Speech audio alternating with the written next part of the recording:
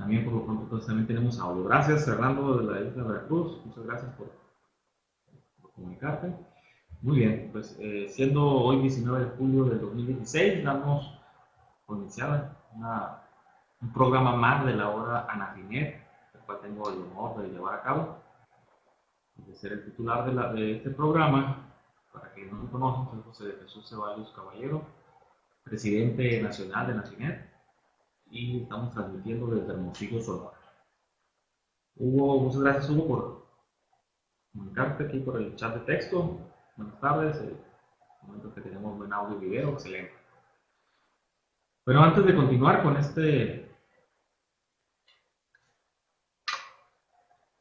programa o un programa más de lo que hemos estado llamándole un seminario de impuestos sobre la renta de personas físicas, si no mal recuerdo, esta sería la sesión número 10. Voy a permitirme saludar a quienes están ahorita conectados en el aula virtual, de quienes les agradezco que estén al pendiente de este programa de la hora Nafinet. Aldo de Chiapas, a Chuyita, de Obregón, Sonora, paisana, por acá de Sonora, Claudio de la Ciudad de México, de Frente de Monterrey, Engaso, ¿de dónde nos escuchas, Engaso?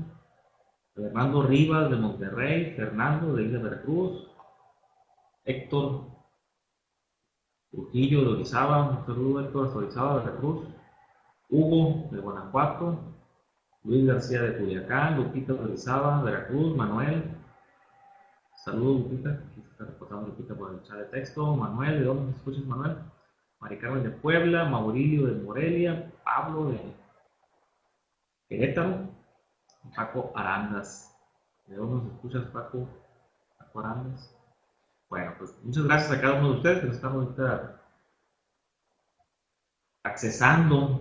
Saludos en caso de dónde nos escuchas, si lo pudieras decir para saber desde dónde estás sintonizando aquí conectado a lo que es el aula virtual Anafinet.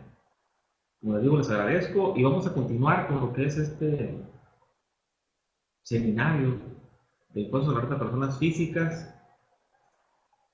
y vamos a continuar en donde nos hemos estado, nos quedamos la sesión anterior, que es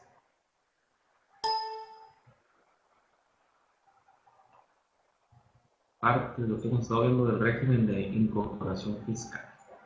Aunque antes de empezar con el tema dentro de este seminario de impuestos sobre la renta de personas físicas, me gustaría nada más saber cómo les ha estado yendo a ustedes y a sus clientes con lo referente al tema del método de pago, que creo que ha causado gran controversia, algunas dudas, sobre todo en la operación del sistema, cuando nuestros clientes nos llaman que tienen alguna duda porque se ha, pues, si no complicado, por lo menos hemos tenido bastantes dudas por parte de los contribuyentes a la hora de generar su CFDI y cumplir con el método de pago.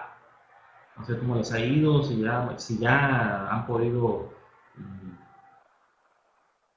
se puede decir que sus procedimientos a la hora de facturación ya son ágiles y ya no tengan algún tipo de duda al respecto.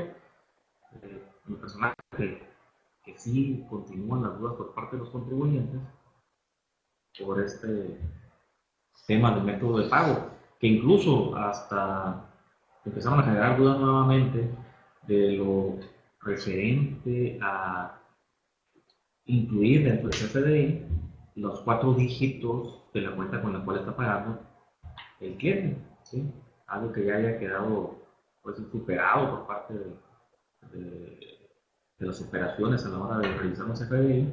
Vuelve a resurgir ese tema, vuelven a salir dudas, a pesar de que no es una obligación. A partir del 2014, con la reforma fiscal que se dio, se modifica el Código Fiscal de la Federación y se elimina esa obligación de agregar, incluir los últimos 4 dígitos de la cuenta con la que está pagando el cliente. Ya no es una obligación, pero al no ser eliminado este campo del famoso anexo 20, que determina las características del XML referente al CFDI, y el estar incluido, aunque no sea una obligación dentro del Código Fiscal de la Federación, de los requisitos, de los comprobantes fiscales, pero al estar incluido en el anexo 20, los proveedores de facturación pues lo siguen, incluyen, y el contribuyente, al estar operando su sistema, pues entra prácticamente en pánico al tener que llenar o no saber qué poner en ese espacio, no tener la información adecuada, y va generando bastantes dudas. Ya varios compañeros han estado desde antes del día 15 y sobre todo la semana pasada dando información al respecto, comentarios, tips y demás. Pero creo que todavía nos queda bastante sobre este tema del método de pago. Bueno, vamos a continuar con el seminario de impuesto sobre la renta, personas físicas, y vamos a tomar el tema donde nos quedamos la sesión anterior, y que era básicamente en esta lámina. Bueno, la anterior que vimos, donde nos quedamos en ese tema, fue dentro de la sección de régimen de incorporación fiscal. Vimos lo que es la regla que señala cuál es la mecánica para salir, cuando se dan los supuestos para la salida del RIF, algo que no contempla la ley de impuesto a la renta, lo veíamos la semana pasada, lo comentábamos, pero que a través de una regla la autoridad pretende señalar la mecánica para la salida del RIF. A grandes rasgos veíamos que los supuestos son o pasar de los ingresos o incumplir con la presentación de las declaraciones bimestrales, como señala la ley, el artículo 13 que veíamos de la Constitución Nacional, donde nos señala que derivado del incumplimiento tanto de la presentación de declaraciones o por excedernos en el límite de ingresos que tenía la ley de impuesto a la renta para RIF, y la ley, al ser omisa en la mecánica que debemos de seguir para determinar los pagos provisionales posteriores a la salida del RIF, a través de una regla, la autoridad pretende señalar esta mecánica. Hay quienes tienen el criterio de que esta regla pues no sería propiamente legal el procedimiento que establece, debido a que la ley es omisa en ello. Y a través de una regla pues se pretende establecer el mecanismo, pero de igual forma hay quienes con un criterio más conservador, en el caso de estar en el supuesto de la salida del RIF, pues ya tienen cómo debe ser el cálculo para el pago provisional posterior. Eso lo vimos en la sesión anterior, y básicamente nos quedamos ya dentro de la ley de RIF, en estos párrafos, en estas láminas, ¿sí? Donde nos señala el primer párrafo de la lámina, dice: cuando los contribuyentes dejen de tributar conforme a esta sección, es decir, la de RIF, en ningún caso podrán volver a tributar en los términos de la misma. Algo que creo que nos queda claro a todos es que si salimos del RIF, no podremos volver a estar en el RIF, pero de igual forma, una aclaración que dio la autoridad es, y que existía ahí un criterio por parte de la autoridad fiscal, de que incluso la suspensión de actividades, al momento de que el contribuyente se reactivara, no lo podía hacer a través del RIF. De entrada, ese fue el criterio que estaba aplicando la autoridad, pero ya posteriormente, a través de una regla, la misma autoridad señala que al momento de reactivarse la persona o contribuyente que se haya suspendido estando en RIF, al momento de reactivarse, sigue estando dentro del régimen de incorporación fiscal. Ahorita vamos a ver, si no recuerdo, la siguiente lámina, la regla. Y el segundo párrafo de esta lámina, dentro del artículo 112 de la Ley de Impuesto a la Renta, nos señala, dice, que los contribuyentes que tributen en los términos de esta sección y que tengan su domicilio fiscal en poblaciones o en zonas rurales sin servicios de Internet podrán ser liberados de cumplir con la obligación de presentar declaraciones y realizar registros de sus operaciones a través de Internet o en medios electrónicos, siempre que cumplan con los requisitos que las autoridades fiscales señalen mediante reglas de carácter general.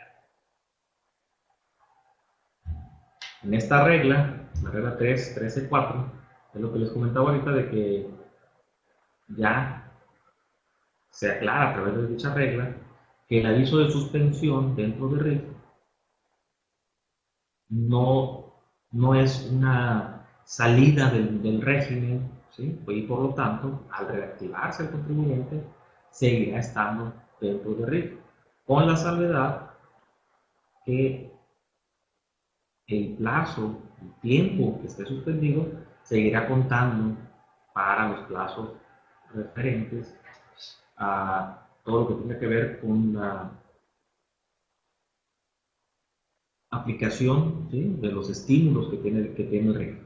Vamos a leer la regla para que nos quede claro. Dice 3.13.4. Para los efectos del artículo 111, último párrafo de la ley de la regla, y artículo 23, fracción segunda, inciso A de la Ley de Ingresos de la Federación, se considera que la presentación del aviso de suspensión de actividades a que se refiere el artículo 29, fracción quinta del reglamento del Código Fiscal de la Federación no implica la salida del RIF, como les comentaba, de los contribuyentes que le hayan presentado, por lo que los plazos previstos en las citadas disposiciones legales continuarán computándose durante el periodo en que esté vigente la suspensión, aplicando en su caso la disminución o reducción de los porcentajes según corresponda en el año de tributación en que se reanuden actividades por las que los contribuyentes estén sujetos a RIF. En otras palabras, los plazos siguen corriendo en todo lo referente a RIF, tanto para los estímulos, reducciones a que tiene derecho durante el periodo que esté suspendido. Pero en la reanudación de actividades sí le permite seguir dentro de RIF, cosa que en un principio, como les comento, la autoridad no lo permitía. Su criterio era: lo suspendes y le damos por salido porque estás saliendo del régimen de incorporación fiscal. Y esa otra regla, 3.13.6, nos señala que cómo va a cumplir aquellos contribuyentes dentro de RIF que estén en poblaciones o zonas rurales en servicios de Internet, y se cumplirán con la obligación de presentar declaraciones a través de Internet o en medios electrónicos de la siguiente forma: acudirán a cualquier administración desconcentrada de servicios al contribuyente. Recordemos que ya el SAT cambió la denominación de sus administraciones. Antes se denominaban administraciones locales, ahora son administraciones desconcentradas. En este caso, las servicios del contribuyente deberán de acudir ahí para presentar sus declaraciones o en la entidad federativa correspondiente a su domicilio fiscal cuando firmen el anexo al convenio de colaboración administrativa en materia fiscal federal. En pocas palabras, deberán de acudir a la autoridad fiscal, ya sea federal o estatal, para poder cumplir con la presentación de sus declaraciones por internet. Y el artículo 113 nos señala qué sucede cuando el RIF vende su negociación. Este párrafo que tenemos aquí en la lámina, bueno, me confirman por favor si están viendo el material, porque tengo aquí una máquina, como dicen, de testigo, con la que sigo puedo saber si estoy en línea o algo, pero no veo material en esta. ¿Sí se ve? Ok, entonces algo le falló aquí a mi máquina de celular. Sí, yo estoy en blanco. Bueno, hay a quienes sí se ve la pantalla, el material, y a otros no. En el caso de mi computadora, que tengo aquí la laptop como testigo, también está en blanco. Voy a hacer lo que dice Santa: entrar y salir, debido a que como estoy compartiendo escritorio, en la pantalla que tengo enfrente de mí, en la computadora, en la PC, no puedo ver más que el material. Y en esta laptop que tengo aquí a un lado, es donde puedo dar seguimiento tanto a chat de texto, los comentarios que hagan, e incluso también al material, ¿no? Para saber si la lámina que se está viendo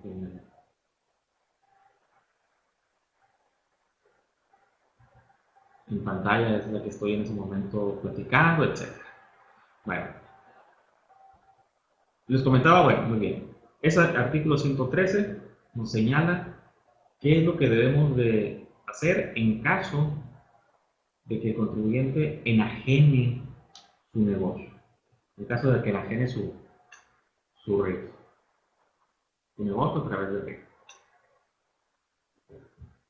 Muy bien. Esta redacción que vemos aquí en la pantalla del artículo 113, así estaba cuando inició el RIF, cuando inició la vigencia del RIF, así estaba, o hasta aquí llegaba prácticamente este artículo. Y creó bastante controversia también, por lo que posteriormente, si no recuerdo en este año, la autoridad le adiciona otro párrafo donde da una mecánica para señalar un tratamiento en el caso de que el contribuyente de RIF enajene su negocio. Y vamos a leer cómo venía o lo que señalaba nada más al principio, es decir, cuando inició la vigencia del RIF, ese artículo 113 dice: cuando los contribuyentes enajenen la totalidad de la negociación. Eso es muy importante, este punto, porque aquí entró la controversia, inclusive empezaron a dar, pudieran decir, estrategias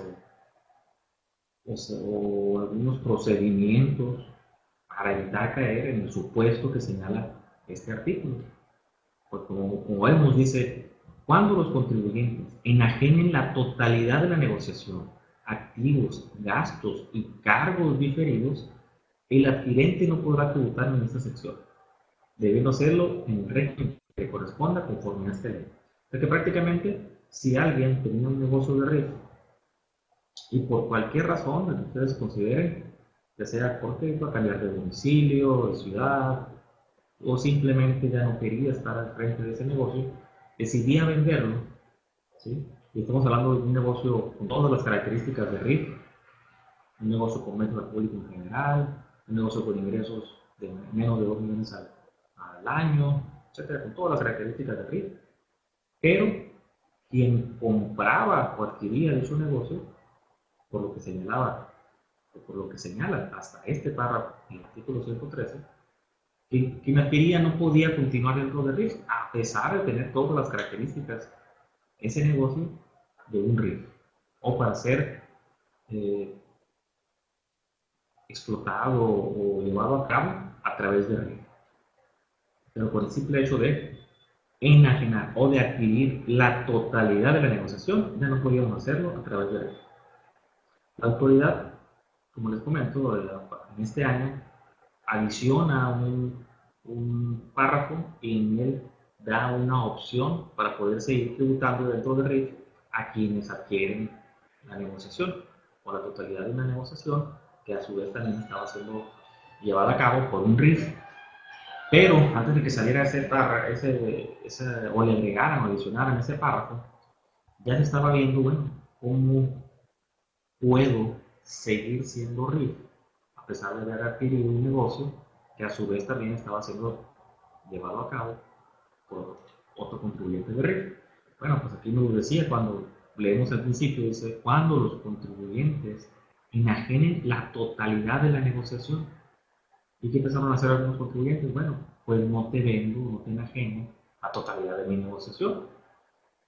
Te vendo, te enajeno solamente el inventario, ¿sí? Y los activos, pues te los regalo, te los rento, te los dono, etc. Es decir, empezaron a tratar de darle la vuelta a este párrafo, llevando a cabo la transmisión de los derechos, se pudiera decir, tanto de los bienes de quien está llevando a cabo o quien estaba llevando a cabo una negociación a través de RIF, evitando hacerlo la transmisión de derechos, considerando que era la totalidad de la negociación la que se estaba enajenando. La autoridad, viendo que se le empezaría a complicar, ¿sí? Porque los contribuyentes, al estar en esta situación, estarían dando la vuelta con esta, de la forma que les estaba comentando, bueno, pues adiciona otro párrafo al artículo 113 y ya señala un procedimiento para el caso en que alguien adquiera la totalidad de una negociación que a su vez la estaba llevando otro contribuyente a través de RIF. Y aquí no lo explica, dice, lo dispuesto en el párrafo anterior no será aplicable cuando el adquirente de la negociación presente ante el SAT dentro de los 15 días siguientes a la fecha de la operación un aviso en el que señale la fecha de adquisición de la negociación y los años en que el enajenante tributó en el régimen de incorporación fiscal respecto a dicha negociación, conforme a la regla de carácter general que para dar efecto emita el servicio de administración tributaria. El adquirente de la negociación solo podrá tributar dentro de esta sección por el tiempo que le restaba al enajenante para cumplir el plazo establecido en el artículo 111 de esta ley y aplicará las reducciones que correspondan a dichos años. Es decir, adquiero la negociación a un RIF, debo de presentar un aviso a la autoridad dentro de los siguientes 15 días, donde le estaré informando que estoy adquiriendo una negociación a un contribuyente de RIF e informándole el número de años que dicho contribuyente estuvo tributando dentro de RIF por dicha negociación. Y en el caso de ser como adquirente, podré tributar en RIF los años que queden para completar el periodo máximo de tributación dentro de RIF, es decir, los 10 años. Entonces ya con este párrafo la autoridad nos señala una mecánica para el caso en que se adquieran negociaciones entre contribuyentes que quien enajena esté dentro de RIF y quien adquiere quiera continuar dentro de RIF por así convenirle. Obviamente, si la negociación tiene todos los requisitos para estar en RIF, pues aunque sean algunos años o ya hayan transcurrido años de tributación en los que estuvo el enajenante dentro de RIF, a quien adquiere le seguirá conveniendo continuar en RIF debido a los estímulos que tiene este régimen. Y la regla 3.1310 nos señala cuál es el aviso que se debe presentar. Y ya nos dice la regla que deberá presentarse conforme a la ficha de trámite 110, diagonal DSR, aviso de adquisición de negociación RIF, contenida en el anexo 1A. Este es el aviso que debemos de presentar dentro del plazo de 15 días en caso de que adquiramos una negociación a un contribuyente que estaba tributando en RIF y que a su vez deseamos continuar tributando dentro de RIF para llevar ese negocio. Entonces esta regla nos señala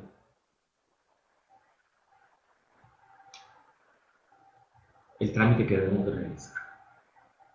Y quien enajena, aquí es un punto importante, es quien enajena, quien vende, es decir, el enajenante de la propiedad, deberá acumular el ingreso por la enajenación de dichos bienes y pagar el impuesto en los términos del capítulo cuarto del título cuarto de esta ley. ¿Y cuál es? El de enajenación de bienes. Es decir, la venta del negocio no la va a hacer a través de RIF, ¿sí? Y de igual forma, lo que sería, no la va a hacer a través de RIF, perdón, sino que la va a hacer en el capítulo de enajenación de bienes. Entonces, ¿qué podría convenirle mejor en caso de que ya estén en tratos para realizar esta operación de enajenación del negocio? Bueno, pues a lo mejor vender o enajenar primero el inventario, ¿sí?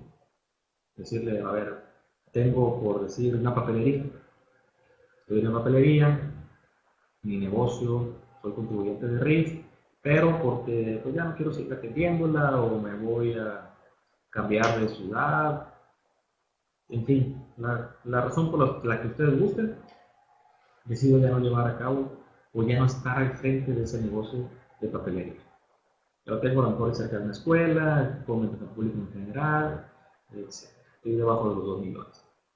Y la pongo en medio. y llega una persona y me dice, ¿sabes qué? Yo te compro el negocio, me interesa el punto, te voy a comprar, hacemos una evaluación de mis activos, los estantes, mostradores, etcétera, y del inventario que tengo. Y quedamos de acuerdo en una cantidad, ¿sí? Al momento en que yo venda esta negociación, la propiedad, es decir, como dice aquí en el párrafo, dice, el enajenante de la propiedad, al momento en que yo venda, vamos a ponerle un precio, obviamente, a todo el negocio, sería tanto por los activos fijos, tanto por el inventario, no sé qué otro concepto pudiera caber, a lo mejor hay cuentas por cobrar, etcétera, y decidimos que vale, por decir una cantidad, 300,000 pesos. Bueno, esta venta, como enajenante, el cálculo del impuesto, lo voy a hacer dentro del capítulo de enajenación de bienes. Ya no lo voy a realizar o ese ingreso ya no lo voy a considerar dentro de mi actividad como RIF. Por lo que tal vez, como les comentaba, pudiera convenir al enajenante realizar la operación de manera fraccionada y convenir en decir, bueno, sabes que te voy a vender todo el inventario, a lo mejor esos 350,000 pesos, 300,000 pesos que veríamos de la operación global, 200,000 corresponden al inventario. Te lo vendo, ¿sí? Está interesado en continuar con el negocio, te vendo el inventario, realizo una venta, todavía como enajenante, como RIF, ¿sí? Con el derecho al estímulo del de la reducción de impuesto a la renta, a lo mejor en IVA no tiene efecto porque se lo facturo a quien me está comprando, pero el impuesto a la renta puede tener un muy buen estímulo dependiendo del año en el que lo encuentre tributando, y los activos fijos se los vendo y posiblemente, y digo posiblemente ya esta parte, ya considerarla dentro del capítulo de enajenación de bienes. Pero a lo mejor estamos hablando de un monto de menos de la mitad de lo que correspondería al total de la operación. Habría que analizarlo, ¿no? Sobre todo ver el impacto que tendríamos al realizar la enajenación, la venta del negocio, dentro del capítulo 4 del título 4 de esta ley, es decir, enajenación de bienes, porque esta operación ya no gozaría de ningún estímulo de los que tiene el riesgo. Continuamos. Ley de ingresos de la Federación.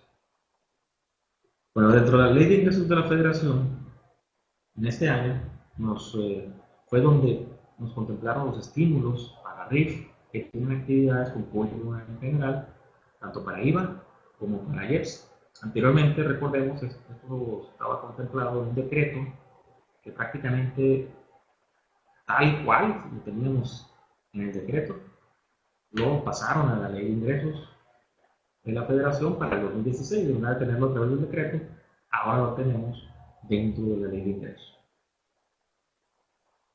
Y vamos a ver este estímulo, ¿no? Contenido en el artículo 23 de la Ley de Ingresos de la Federación. Los contribuyentes, personas físicas que opten por tributar en régimen de incorporación fiscal, previsto en la sección segunda del capítulo 2 del título 4 de la Ley del Impuesto a la Renta, y cumplan con las obligaciones que se establecen en dicho régimen durante el periodo que permanezcan en el mismo, o las actividades que realicen con el público en general. Primer punto importante para poder tener derecho a este estímulo son con actividades que se realicen con el público en general. Podrán optar por pagar el impuesto al valor agregado, el IVA, y el impuesto especial sobre producción y servicios, el IEPS, que en su caso corresponda a las actividades mencionadas, mediante la aplicación del esquema de estímulo siguiente. Básicamente lo que nos señala aquí este artículo 23 es un cálculo simplificado del IVA por pagar y del IEPS que debemos de pagar en caso de que llevemos a cabo operaciones o actividades afectas al IEPS. La fracción primera dice, se calcularán y pagarán los impuestos citados en la forma siguiente. Inciso A. Se aplicarán los porcentajes que a continuación se listan al monto de las contraprestaciones efectivamente cobradas por las actividades afectas al pago del impuesto al valor agregado en el bimestre de que se trata, considerando el giro o actividad a la que se dedique el contribuyente conforme a la siguiente, y ya nos señala una tabla. Es decir, al monto de las operaciones que tenemos en el bimestre con público en general, dependiendo de la actividad que realicemos, le vamos a aplicar un porcentaje para calcular el IVA por pagar. Y este porcentaje está señalado en esta tabla. Así es, saldo siempre y cuando las operaciones sean con público en general. Punto muy importante, por eso lo teníamos aquí en esta lámina, en la anterior, la voy a poner, resaltado con negritas, dice, en el primer párrafo, por las actividades que realicen con el público en general. Muy importante ese punto, Aldo. No nos vayamos a confundir y empecemos a querer calcular todo el IVA, ¿sí? Incluso aquel IVA que estamos teniendo por actividades por las cuales estamos expidiendo CFDIs con todos los requisitos fiscales. Ahí sí hay que tener mucho cuidado, hay que separar nuestras actividades con público en general.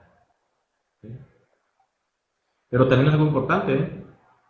Esto no aplica o no nada más aplica este estímulo a los contribuyentes que lleven a cabo puras actividades o solamente actividades con público en general. Tampoco nos vayamos a confundir con ello. Y pensar que este estímulo es nada más o exclusivamente para contribuyentes que realizan operaciones solamente o exclusivamente con público en general. Si somos contribuyentes de red y tenemos actividades, operaciones con público en general y también tenemos operaciones en las cuales expedimos FDI con todos los requisitos fiscales, vamos a tener o podemos optar por tener dos procedimientos, para el cálculo del IVA. Uno para las operaciones en las cuales expedimos FDI con todos los requisitos y otro, que es este que estamos viendo ahorita en el artículo 23 de la Ley de Ingresos, para aquellas operaciones con público en general. ¿Sobre qué se aplica los porcientos? ¿Sobre qué se aplica los porcientos, será? Por las operaciones con público en general, ¿verdad? Sí. ¿Sobre qué se aplica los porcientos contribuyentes por las operaciones con público en general? Traslada el IVA, no me quedó muy clara ahí la redacción de tu pregunta. Algo, si nos la puedes volver a escribir, por favor, ahí no me quedó muy clara la redacción de la pregunta. Muy bien, entonces ya tenemos claro que las actividades que tenemos con público en general son a las que le podemos, y comento que podemos porque no son obligación hacer este cálculo simplificado.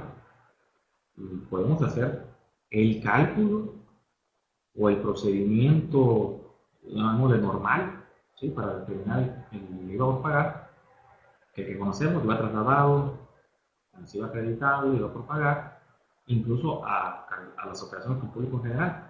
Vamos a hacer, obviamente, lo que más le convenga al contribuyente. Si me conviene realizar este cálculo simplificado, pues adelante. ¿Y qué es lo que tengo que hacer? Bueno, en el bimestre, ¿sí? Tuve operaciones con público en general, ¿sí? Por 116,000 pesos. Creo que a lo mejor algo te refieres a esta no confusión, sino controversia, ¿no? Que existe entre a qué monto, a qué importe le voy a aplicar el porcentaje que corresponde, de acuerdo a la actividad, a las actividades con público en general. Recordemos,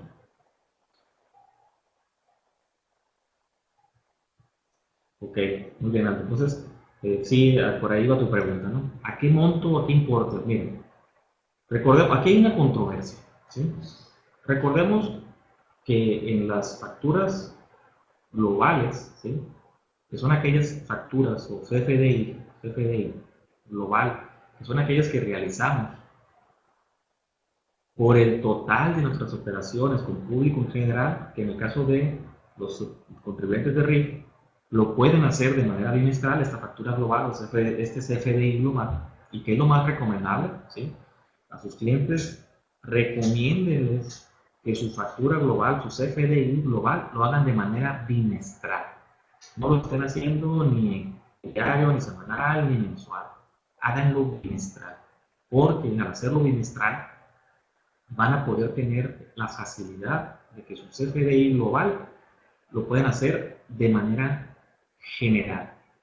¿En qué consiste esto de manera general? Que no tengan que cumplir con lo que especifica la regla 27124, ¿sí? Que la estuvimos analizando hace, si no recuerdo, 2 programas, donde nos señala que el CFDI global deberá de realizarse de manera detallada, es decir, nota por nota e importe por importe de cada una de ellas. Solo en caso para RIF que elaboren su CFDI de manera bimestral, se pueden evitar el tener que realizar su CFDI global de manera tan detallada. Así que, primer punto, realicen su CFDI como RIF de manera bimestral. ¿Y cómo lo deben de hacer? La propia regla que nos señala el procedimiento para la elaboración del CFDI global nos especifica que se debe desglosar el IVA, ¿sí? Entonces, en este caso hipotético que estamos viendo de un bimestre, y que en el bimestre, tuvimos actividades de 100,000 pesos más IVA, porque realizamos actividades grabadas por IVA, puras actividades grabadas por IVA, pues nuestra factura global, nuestro CFDI global, como RIF, es más, vamos a hacer por el bimestre, ¿no? Como les digo, debe ser bimestral. Vamos a elaborar nuestra factura, nuestro CFDI global, por 100,000 pesos, más IVA, ¿sí? Vamos a poner operaciones o ventas con público en el concepto de nuestro CFDI, ventas con público en general del tercer bimestre del 2016. Si queremos para mayor control, podemos especificar el rango de notas de venta en el que contempla este periodo, pero como les digo, para RIF ni siquiera tendríamos que hacer eso, pero para mayor control lo podemos especificar. Y total, sobre debo desglosar en este igual de operaciones de producto general. Sí, te voy a dar mi criterio. La regla señala que los FDI globales deben de desglosar IVA. En ninguna parte de la regla donde se señala la forma en que debemos de elaborar el FDI global, en ninguna parte hace una salvedad para los RIF, de que no deban de no desglosar IVA. Esta CFDI es igual para todos. No hace ninguna exención o ninguna salvedad para ningún tipo de contribuyente.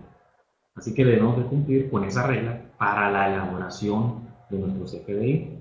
Por lo tanto, si en el caso hipotético que les comento, tenemos que vendimos 100,000 pesos más IVA en el bimestre, nuestro CFDI global serían 100,000 pesos más IVA, subtotal 100,000, IVA 16,000, total del bimestre 116,000. Existe una confusión, por lo que dentro de esta misma artículo 23 que estamos viendo ahorita, señala más adelante, pero les voy a dar mi punto de vista para ver si coincidimos.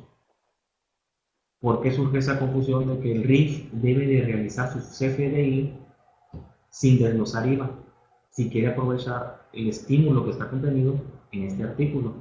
Vamos a ver más adelante una redacción, un texto, un párrafo, una redacción que se presta para esa confusión, pero les voy a dar mi punto de vista y a ver si coincidimos en el hecho de que RIF debe de elaborar su CFDI global desglosando IVA, como lo marca la regla que señala el procedimiento para elaborar la factura global.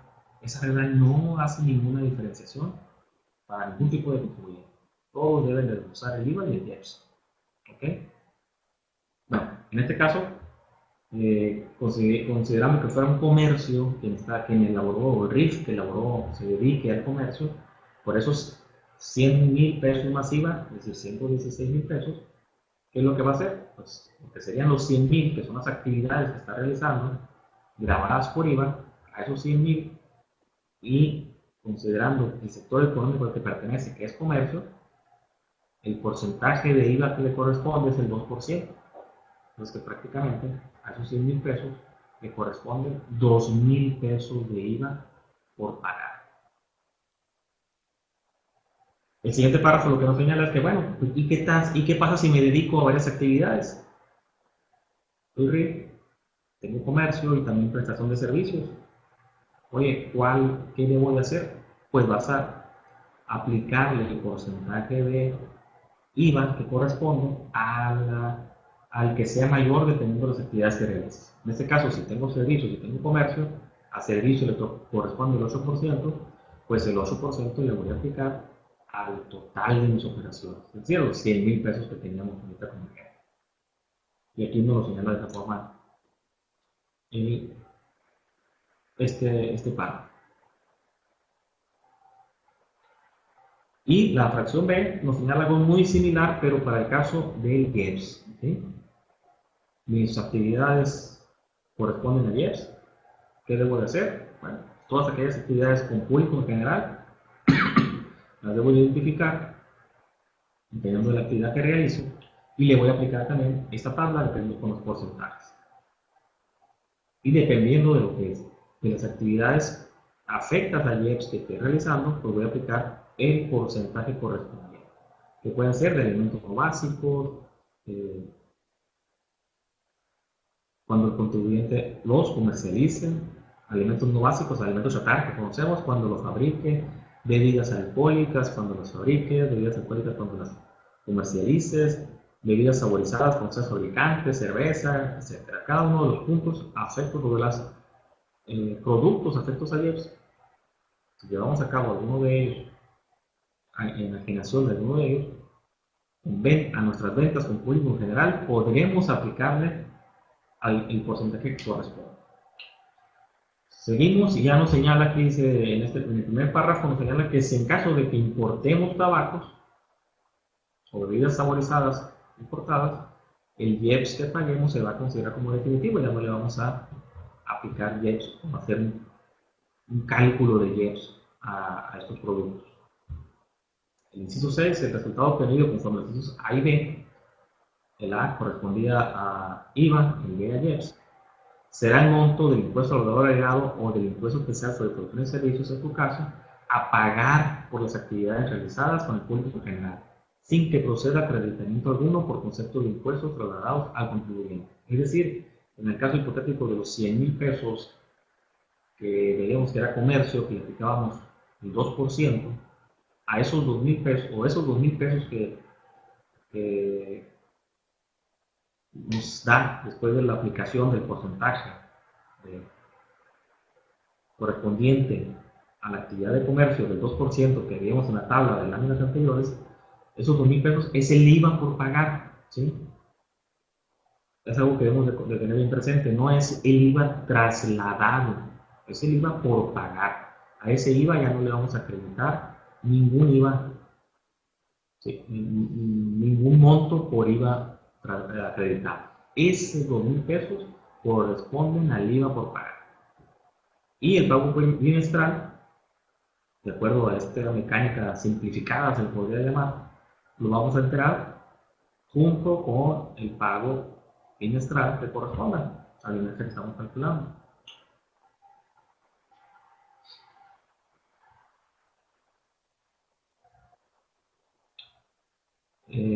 Aldo, así como lo señalas, así lo entiendo yo. Y aquí, mira, aquí vamos a ver dónde está esa controversia, ¿sí? En el caso del CFDI global, si se le desglosa o no se le desglosa IVA para poder tener derecho a este estímulo. Aquí es donde se dice, entonces se desglosa el IVA en el CFDI global, así lo señala la regla. La regla que nos especifica cómo debemos de elaborar el CFDI global nos obliga a desglosar el IVA. No hace ningún señalamiento o ninguna salvedad para RIF, ¿sí? Entonces, así lo debemos de elaborar. Y veamos aquí algo, y el porcentaje de acuerdo al 123 de ingresos se aplica sobre la contraprestación, por ejemplo, el 100.000 de IVA y 10.000 de IVA, perdón, 100.000 de actividad y 16.000 de IVA. Le aplico el 2% a los 100.000, así es, porque esas son las actividades que estoy realizando. El resto es IVA. En lugar de pagar los 16.000, ¿sí?, que sería el IVA que se traslada en ese periodo global, pues ¿cuánto vamos a pagar? 2.000, porque le estamos aplicando el 2%. ¿Pero por qué existe esta controversia? Si no mal me equivoco, viene este primer párrafo de esta ley. Dice, para los efectos de la presente fracción, se entiende por actividades realizadas con el público en general aquellas por las que se emitan comprobantes que únicamente contengan los requisitos que se establezcan en reglas de carácter general que emita el Servicio de Administración Tributaria. El traslado del impuesto al valor agregado y del impuesto especial sobre productos y servicios en ningún caso deberá realizarse en forma expresa y por separado. Aquí donde está la confusión de si debo o no debo de desglosar el IVA en el CFDI global, ¿sí? En este párrafo, así es Aldo, nos está hablando de los comprobantes simplificados que pedimos en las operaciones con público en general. No se está refiriendo a un CFDI, ¿sí? Si vemos hasta el inicio del párrafo al primer punto, para los efectos de la presente fracción, se entiende por actividades realizadas con el público en general aquellas por las que se emitan comprobantes que únicamente contengan los requisitos que se establezcan mediante reglas de carácter general que emite el SAT. ¿Cuáles son esos comprobantes? Los que conocemos comúnmente como comprobantes simplificados. ¿Qué nos señala este párrafo? ¿Qué se considera público en general? Aquellas operaciones en las que emitimos un comprobante simplificado. Y punto y seguido, el traslado del impuesto al valor agregado y del impuesto especial sobre productos y servicios en ningún caso deberá realizarse en forma expresa y por separado. ¿En dónde no deberá realizarse en forma expresa y por separado? En los comprobantes simplificados, que son a los que se está refiriendo ese párrafo. ¿Ok? Entonces, concluyendo, desde mi punto de vista, el CFDI global que elaboramos como RIF de manera bimestral debe de tener desglosado el IVA, porque así lo señala la regla específica para elaborar CFDI globales. No hace ninguna diferenciación para RIF, ni ninguna salvedad para RIF que nos diga esa regla. Oye, desglosa el IVA, y así lo dice al final de la regla. El CFDI global deberá tener desglosado el IVA y el IEPS. Palabras más, palabras menos. Si dijera todavía alguna anotación adicional, pero para RIF deberá de ser sin desglosar IVA. Adelante. Este párrafo no nos puede cambiar lo que señala el procedimiento para elaborar el CFDI global. Y además de que específicamente, si leemos desde que inicia el párrafo hasta el primer punto, se está refiriendo a los comprobantes simplificados. Por lo mismo, después del punto, cuando nos dice que no se debe de separar el IVA y el IEPS, está haciendo referencia a esos mismos comprobantes simplificados, ¿verdad? Perfecto, así es. Y el CFDI global bimestral sí se desglosa el IVA. Así es. Si no lo desglosamos, estaríamos incumpliendo con la regla que nos señala el procedimiento y la mecánica para elaborar el CFDI global. Y ahí estaríamos incurriendo en un gravísimo error. Entonces, básicamente este primer párrafo que vemos en la pantalla, que está contenido dentro del artículo 23 de la Ley de Ingresos de la Federación y que nos da la mecánica para el cálculo simplificado, le podemos decir, de IVA con operaciones de público en general, pareciera que nos está señalando que no debemos de desglosar el IVA en los CFDI con público en general elaboremos para un RIF, ¿sí? Pero no es así. Aquí lo que nos está señalando es los comprobantes que estemos emitiendo los denominados simplificados. O incluso, si somos RIF o cualquier otro tipo de contribuyente, en una operación o en un CFDI, es decir, emitido a público en general, no el CFDI como conocemos el CFDI global, sino el CFDI emitido a una operación con público en general, en ese sí no vamos a desglosar el IVA. Pero en el CFDI global, la regla que especifica la elaboración del CFDI global señala específicamente que debemos de desglosar el IVA.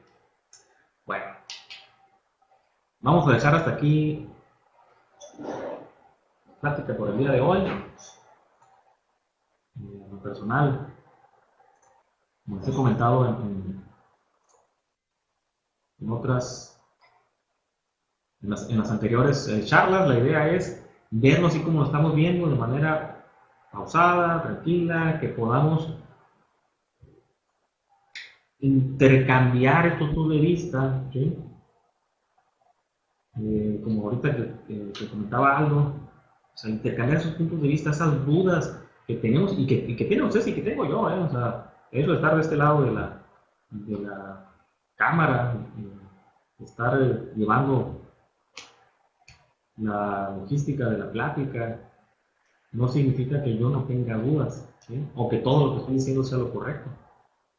A mí, en lo personal, como les he dicho varias veces, estas pláticas me sirven, son de mucho apoyo, porque estamos aquí platicando entre amigos, con una confianza, en la que podemos, tanto ustedes hacer las preguntas que consideren, como en lo personal, hablar de los criterios o los puntos de vista que tenemos, ¿no?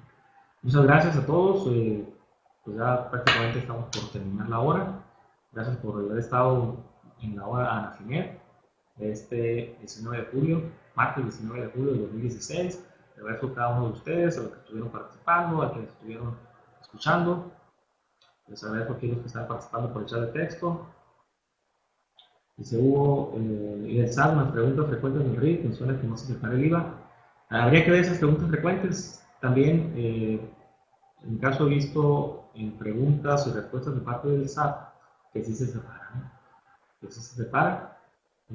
Aldo dice, charla, gracias Aldo, 29 del código 29A habla de desglosar los impuestos para los grabados.